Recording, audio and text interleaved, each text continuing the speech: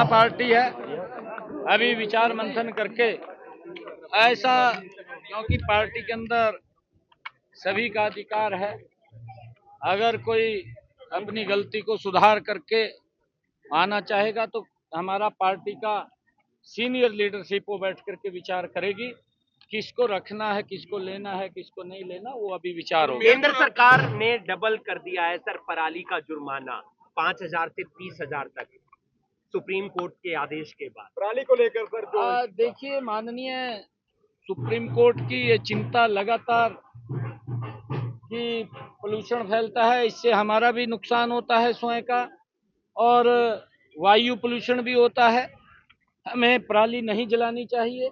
माननीय supreme court इसके ऊपर लेकर के लगातार गंभीर है, और हमने हरियाणा के अंदर पराली प्रबंधन को लेकर के अच्छी योजना उसके अंदर बनाई है।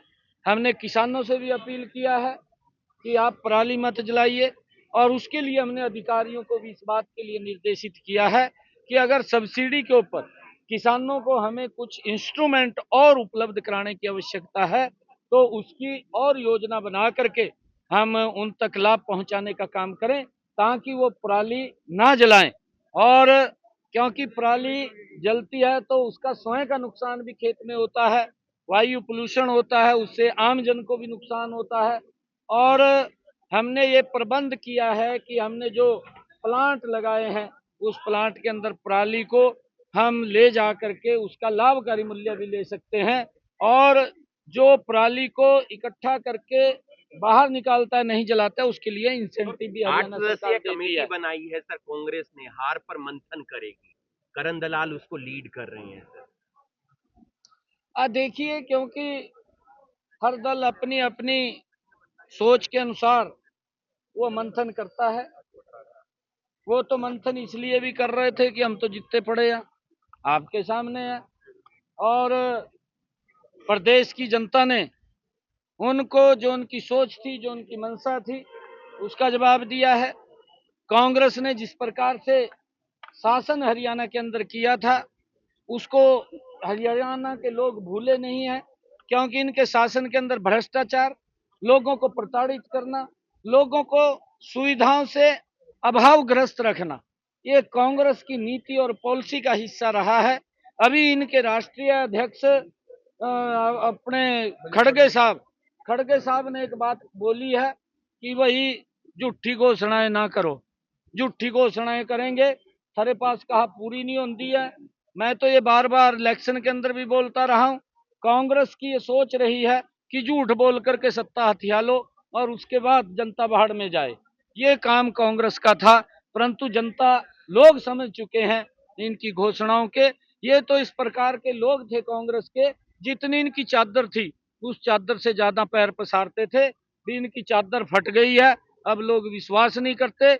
आगे कहीं पर भी कांग्रेस का कोई भी स्कोप दिखाई नहीं दे रहा। आने वाले समय के अंदर भी 2024 में कांग्रेस, 2029 में कांग्रेस कहीं दिखाई नहीं देगी, ना केंद्र के अंदर ना प्रदेशों के अंदर।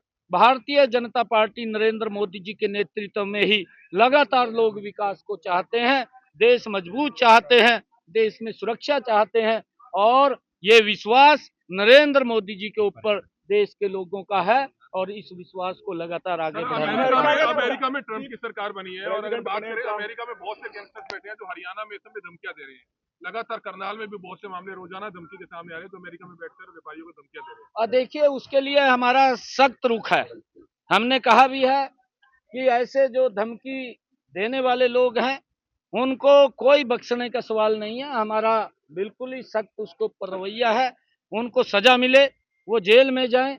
हमने अपने पुलिस अधिकारियों को भी इसलिए कहा है कि ऐसे लोगों के साथ कहीं पर भी कोई नरमाई की बात नहीं है, जहां पर भी ऐसे प्रकार के लोग हैं उनको सलाखों के पीछे पहुंचाने का काम हमारी पुलिस करती है, उनको बख्शने का सवाल नहीं है।